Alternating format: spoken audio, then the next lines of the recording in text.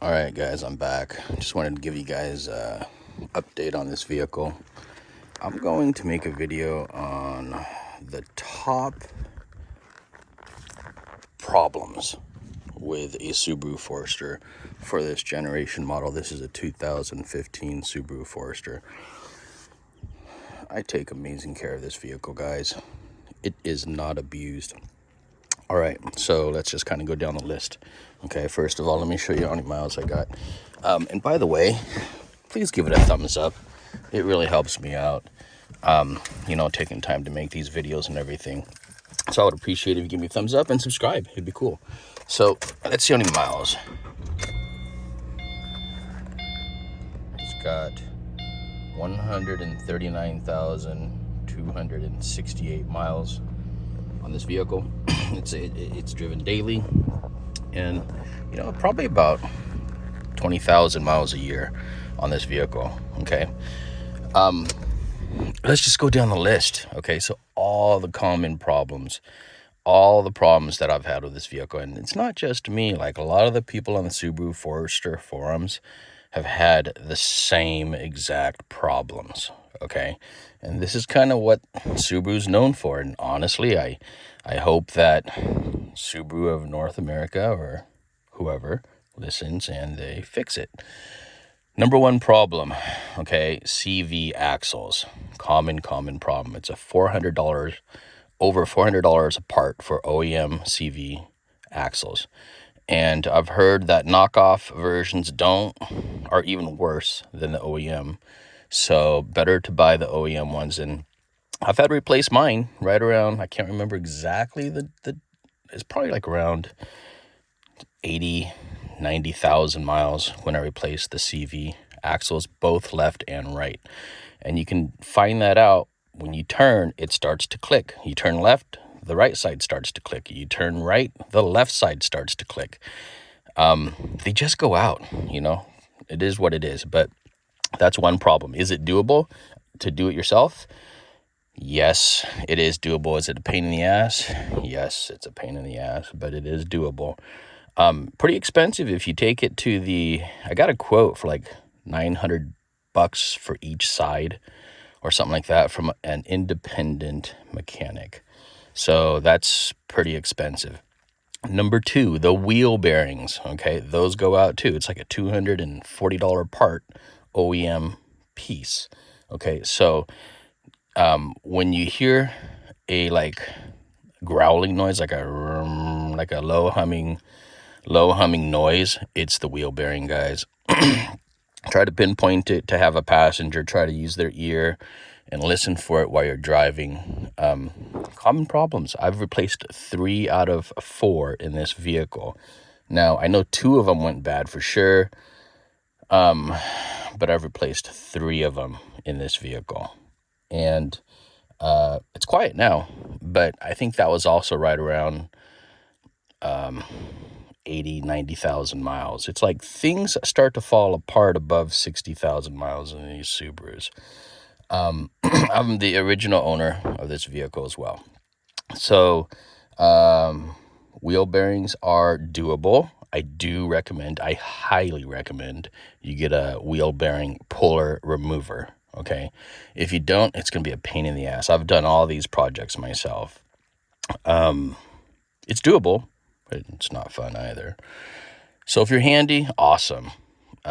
It's probably about wheel bearings, at least $400 to $500 if you have an independent mechanic do it for you per side or per wheel bearing. Let's see what else.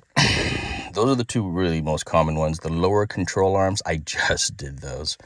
And actually, that one wasn't as painful as I thought. You can YouTube how to do the LCA, lower control arms. Symptoms for that is when you're driving down the road and it's shaking violently and you're like, oh, what the hell was that? It feels like you went through like rumble strips or something on the freeway. Generally happens over 45 miles per hour. And from what I understand, in my situation, it was the passenger side lower control arm that went bad first. And it was the inner rod. And I think I made a video on this, so check it out, okay, on the lower control arm. But It was a bad bushing, the inside bushing, inside tie rod or whatever you want to call it. Doable, wasn't as painful as all the other ones, but but the parts are expensive. The parts were like $320 a piece. I used OEM. I only use OEM, for it. So you can get knockoff versions. I've heard of people say Mog is a good one. I've never tried them, to be honest. Check the reviews out, guys. Make sure it's worth your time, because you know what? Sometimes I'm like, oh God, if these go bad, do I feel like doing that project again? And I really don't want to. So I just buy the OEM ones. I got over 130,000 miles on the LCAs on this year. So, 140,000 miles almost. Not bad. Okay. Hopefully this is the last time I have to do it for the life of this vehicle. So we'll see.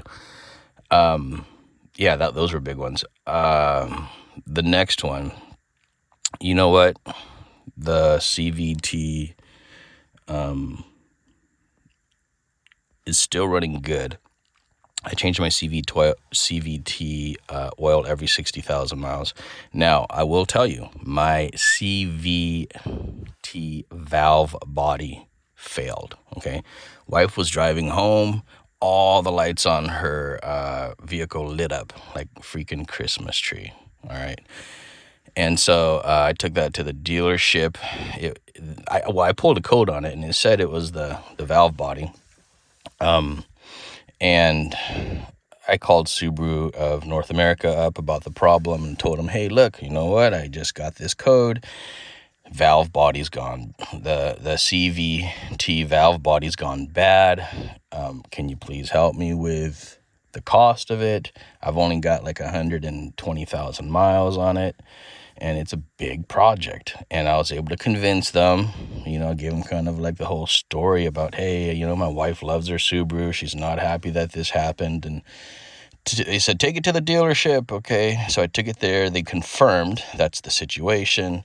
The dealership worked with SOA, Subaru of North America, and they paid for 50% of it. Okay, so work on those persuasion skills and see if you can get them fixed. It was an expensive job, $2,300, guys. Man, I was like, oh Jesus, are you serious? I mean, I had to get it fixed, but they paid for about $1,100 of it. One day job. They had the vehicle. They turned it around and brought it back. So what was interesting. And I thought they wouldn't do this, but they actually did replace the transmission fluid again, or they did replace the transmission fluid after they put in the valve body, which was interesting because I called a independent Subaru mechanic, and I think he was going to charge like $1,900 to do it. And he's like, well, and the dealership is going to charge you extra for the oil change or for the transmission fill and drain. But anyways, that's the price quote that I got from an independent Subaru mechanic. It was around $1,800 to $1,900 versus the dealership around $2,200 to $2,300. A couple $100 difference. But I was able to, again, get them to pay for 50% of the cost. Those are big ticket items, guys. I mean, you know what? Some of you might think it's normal wear and tear to have all those things go out. I'm not like, hell no, it's not. I don't have those types of problems on my other vehicles. The AC clutch. Okay, the AC clutch fan. So if you're driving in the summertime and it's hot and you use the air conditioning and next thing you know, it's blowing warm. It was cold in the beginning when it started up, but then it started getting warm. That's the AC clutch, guys. Pretty good chance that's the problem. Pretty easy to do it yourself, thankfully. Just try not to get scammed by other mechanics, whether it's dealership or not, that it's a bigger problem, okay? It did not need any Freon. All it needed to do was I needed to take out some of those shimmies. It's like a little washer. It looks like a tiny little washer. Took one of those out, took out the biggest washer that I saw, put it back in. There's YouTube videos on it, guys, out there on how to do the AC shimmy removal. But if you don't know what the hell you're doing and you take it in, they're going to charge you like $200-300. You know, they're going to say, oh, this is the problem. Here's a $200 fix, and it's a pretty easy fix. You can do it yourself in about 15 to 30 minutes.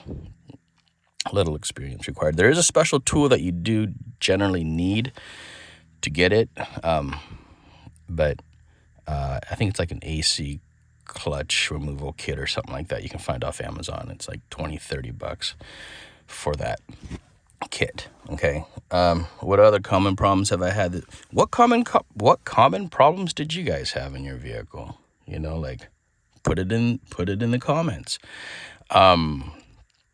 Let's see. Those were the big ones that I can think of, to be honest. I had kind of a slight malfunction with this button right here. It was kind of like not working. Eventually it kind of fixed itself, and I think I did that by accident, by disconnecting the battery and reconnecting the battery. Then it started working again. Let's see. Does my wife like this car? Yes, she still loves it. Do I like it? Yes, but I just wish I didn't have to maintain it. Okay, so I've done every fluid change possible in this vehicle a while ago. I've done the coolant change. That was actually easy to do, the coolant change. Transmission oil change. Always use OEM fluid, guys. It ran much better after I changed the CVT transmission fluid. I think I did it first around like 70,000 miles-ish, but it was kind of hesitating, giving me some symptoms, like shift-like symptoms. But once I changed the fluid for the first time, it ran smooth again. Spark plugs on this vehicle is it's a pain in the butt to get to. If you have small hands, it helps. They're on the sides. You're going to need some wobbles and various extensions to change out the spark plugs. And the spark plugs from the dealership, I buy it from the dealership. You could buy it online, but I'm like, I don't want to gamble. I don't want to risk it. So I buy it from the dealership for $20 a piece, roughly, for the spark plugs. And I've changed them twice so far on this vehicle. Now that I'm at 140,000 miles, about every 70,000 miles, I replace the spark plugs. Let's see what else. I change out all the filters. The oil. Oh, I put a Fumoto valve on this vehicle. Makes changing oils a breeze. Highly recommend something like a Fumoto valve to change your oil on this. Oh, the other tip. Okay, if my vehicle this car used to burn oil until I found a solution, and I started using Lucas oil treatment, and that solved the problem. Like the last several oil changes I've had, zero burning oil. Starts up so quiet. You don't hear the lifters and,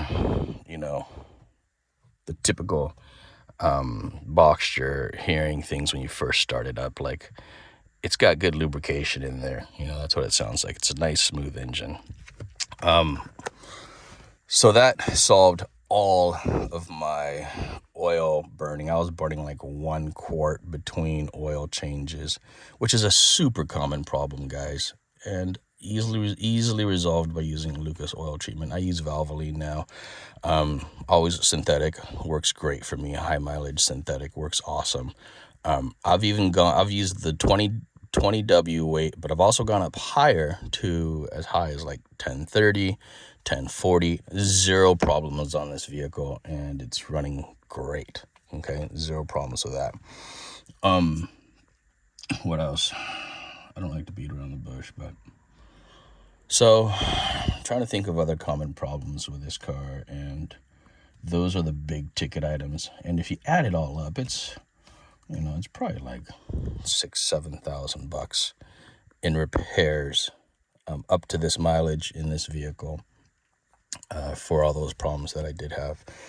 But I think I got most of those problems all figured out, fixed. I don't know what's going to break next in this vehicle, and that kind of sucks to think that way because I really don't like thinking that way. But I always do, so preventative maintenance is important, but there's just some things that just fall apart in this vehicle, okay? Give it a thumbs up, write something in the comments, Do you love your Subaru Forester? Are you handy? How was it doing? How was it for you to maintain your vehicle to keep it running? And how many miles do you have now? So appreciate you guys watching the video. All right, over and out. Bye.